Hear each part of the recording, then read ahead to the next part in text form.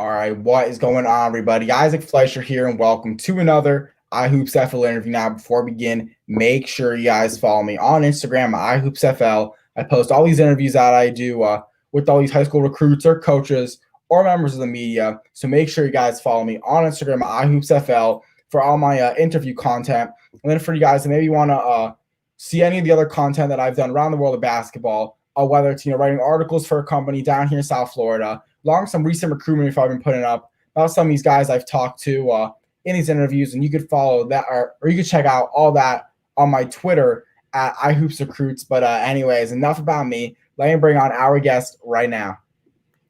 What's good, my guy? How you been? What's good? How are you? I'm doing pretty well. You able to hear the rain in the background? Nah, I can't. Yeah, it is pouring. I'm a little bit, bro. I'm kind of mad. Like, I usually go on like a bike ride every day, or I have to make sure I get outside the house every day. Right. But now I'm stuck in the house all day, so I'm a little bit pissed. I just realized that's tough.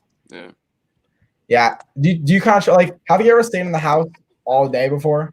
Yeah, I've done. Yeah, especially during COVID. Like sometimes I do all my schoolwork. I just stay inside. I don't really go outside, only to work out and stuff. No, like I'm saying, have you literally ever spent a day where you've never left your house? Oh yeah. Yeah. Do you ever kind of feel like sick during those days? Yeah, they feel like sick days. Yeah, well, I guess that's I want to go out in the pouring rain. Yeah, that might be a move actually. I'll ask my mom. That might be a move. I'm not sure. Right. But yeah, I mean it kind of sucks for me. But anyways, let's get right into the interview. And I know played some recent AAU games this weekend. So how did those go for you? You said what? Wait, is there like a lag when I talk? Yeah, staticky. Oh yeah. Here, this is what I'm gonna do. Shake your head. This is better. Here, is this a little bit better? Oh no! Oh, it's still staticking, or whatever. Here, just refresh your page and then come right back in. I'll see if that works. Oh yeah, sorry about that, guys. I don't really know what the deal is. Ugh. But anyways, we wait for him to come right back in here. Hopefully it all works out. We will have to wait and see. All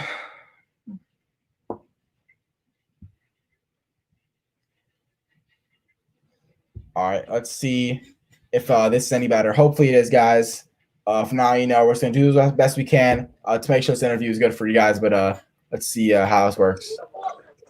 All right, is this all better? Yeah, it's a little better. Or is this even better than? Is it better if I like? Is this all right? Fine. I'm gonna keep it like this. So I'm just gonna mute you while I talk, and then I'll unmute you, and you can talk. So, but I'll do it like in 1 second, so you don't really need to like pause too long. But anyways, let's get right into this interview. So I know you played some recent AAU games. So how did all those go for you? They went good. We went down to Arizona a week ago, actually. Yeah, we did pretty good. We have a really good team. So we went down there. We went 3-1. We lost up a buzzer beater in the third game, but it was a successful weekend for sure. And I saw you played 17U, but I know you're in class 2022. So were you playing up? Yeah, we were playing up that tournament. Our team normally plays 16U, but we played up in that tournament. We played 17s. Yeah. So how was that experience playing up, and were there going to be some challenges?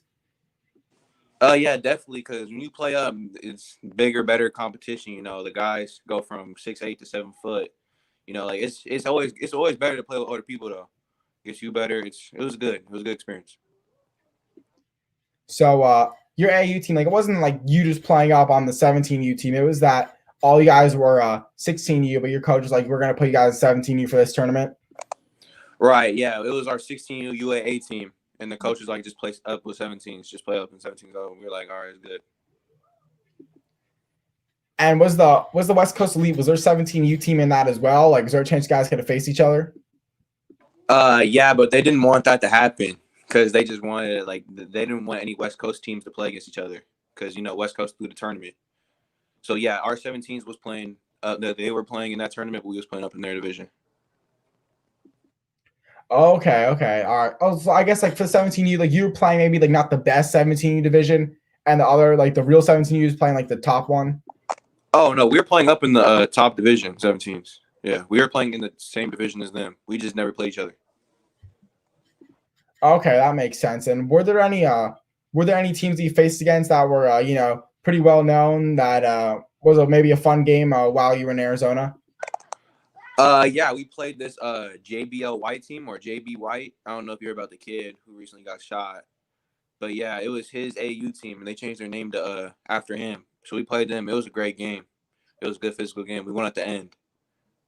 So yeah, it was a good game.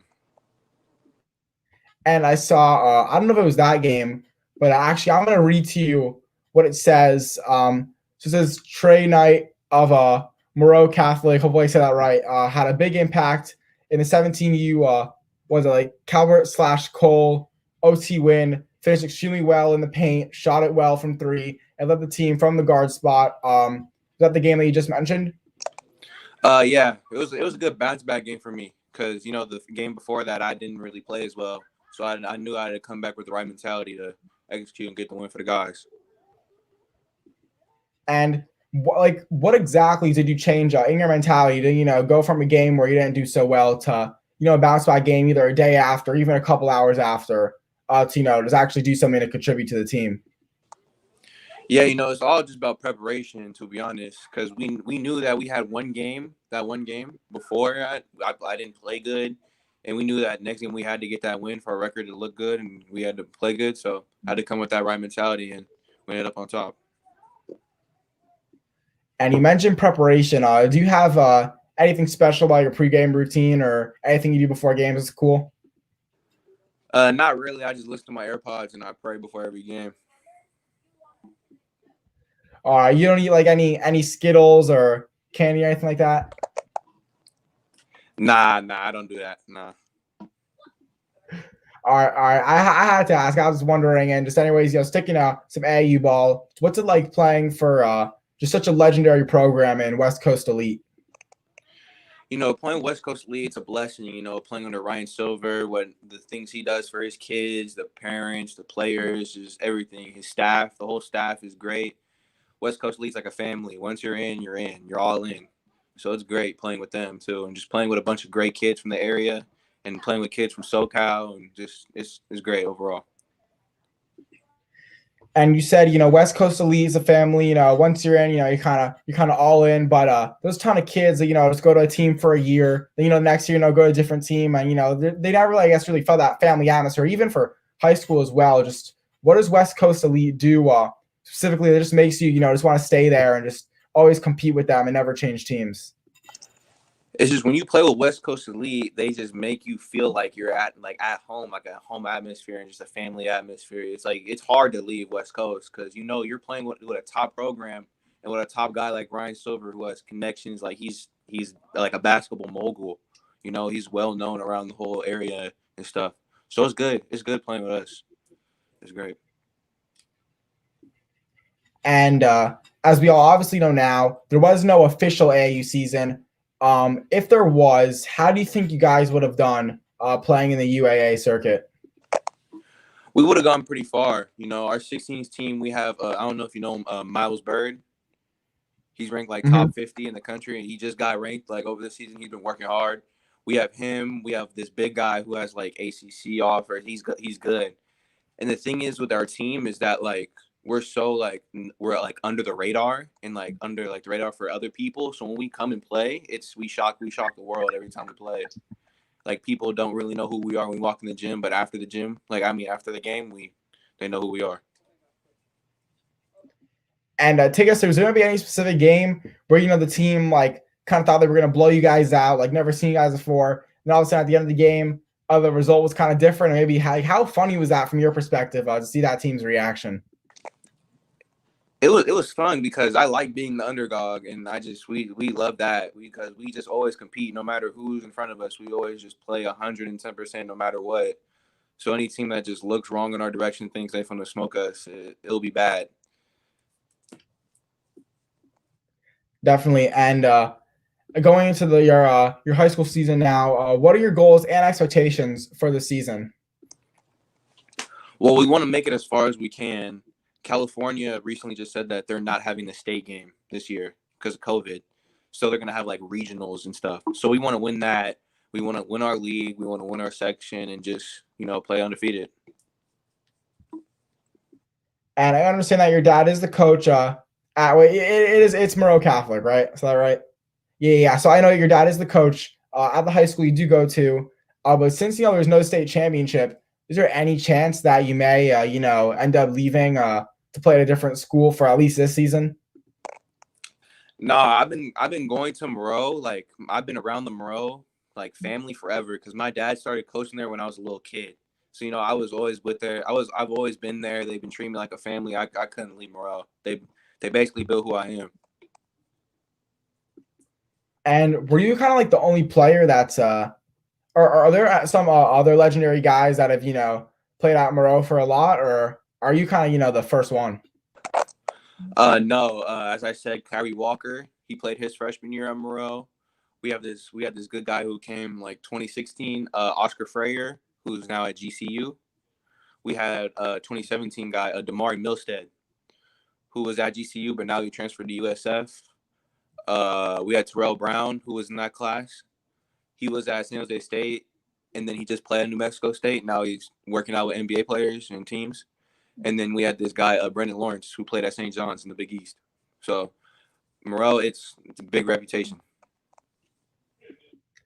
And obviously, you've pretty much grown up watching all those guys play basketball, having your dad be the coach. I'm sure you probably, that annoying little kid in the locker room, probably even ran on the court during some games ever. Just always grew up around that Monroe Catholic gym. So it's like now knowing it's finally your turn to, leave a legacy there.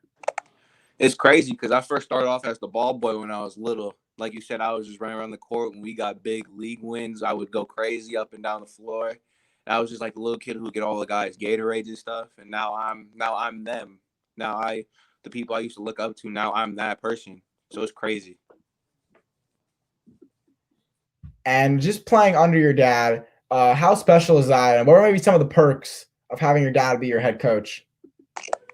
I wouldn't really say there's any perks because if anything, he goes harder on me because he knows I'm his son. But I like it. He played Division I basketball at St. Mary's in the West Coast Conference. So having a father like him who's been working me out ever since. I'm trying to play Division I, so I'm following everything he's doing. It's great, to be honest. I love it. And I don't know if you could answer this question, but since your dad did go to St. Mary's, that could be the second best team. Like no offense, but there's Gonzaga and there's St. Mary's, and that's pretty much how it is. And they're ranked too, so they are a great program. Do you know any differences between the recruitment process when your dad was in high school compared to now?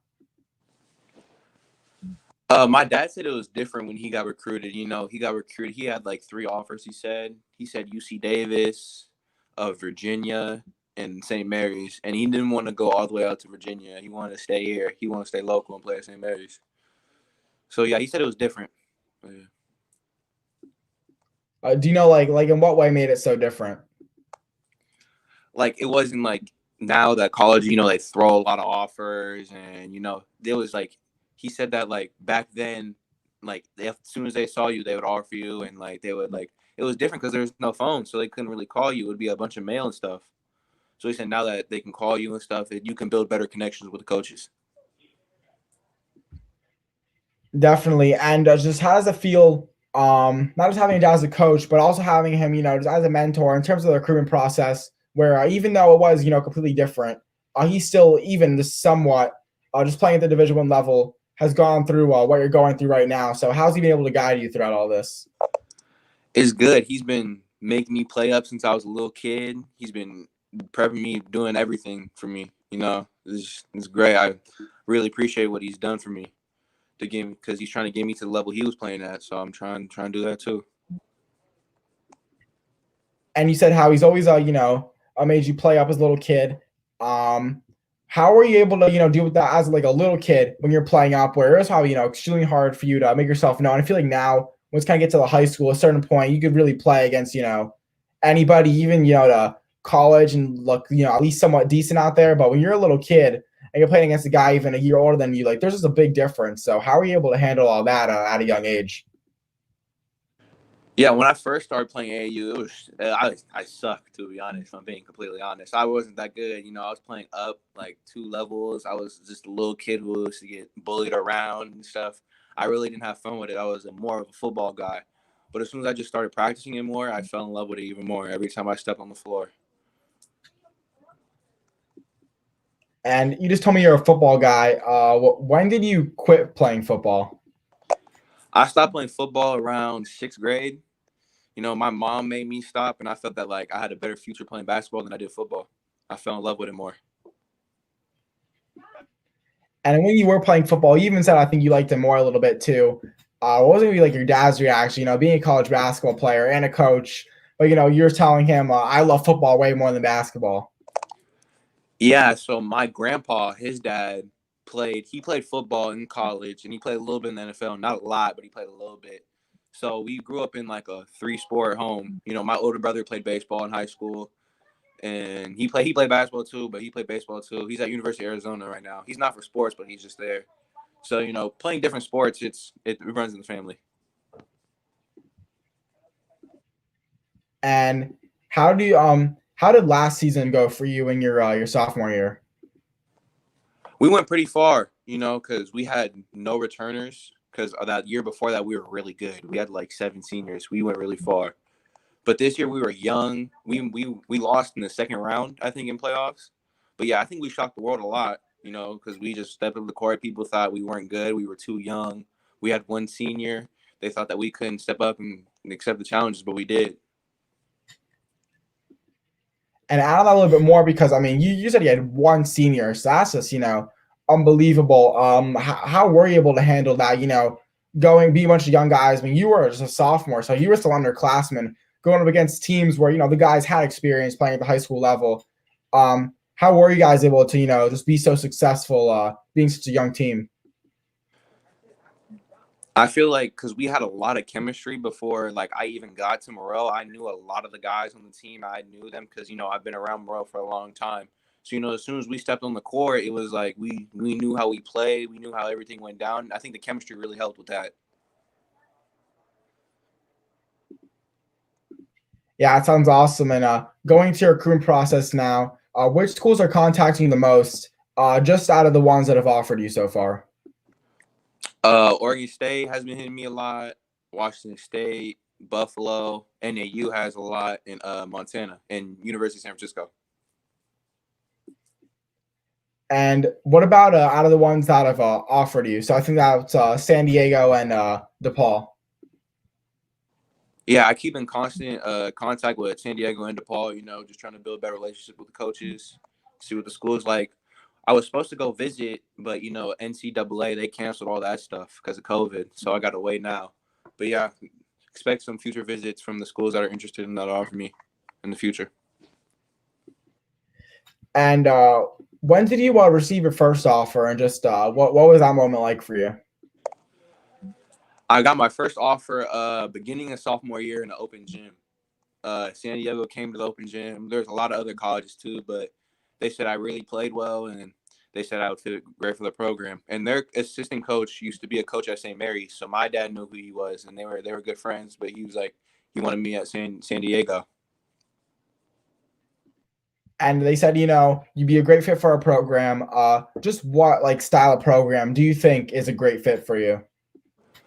I mean, a school that really gets up and down the floor, plays like defense, like plays pressure defense, because I find the pride on the defensive end a lot too. Just locking up 94 feet. So yeah, and just getting up and down the floor. 5 outs, just screenplay, just a lot of that stuff. And being a point guard, what would you say is like your point guard style? Like, are you a score first point guard, a pass first point guard, maybe even like a big time leader on the floor? And that's kind of what you do. What would you say is like your best point guard trait?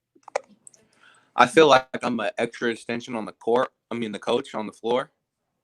Like, I do everything. I'm vocal. I do a lot. I would say like I'm leaning more of a scoring type now.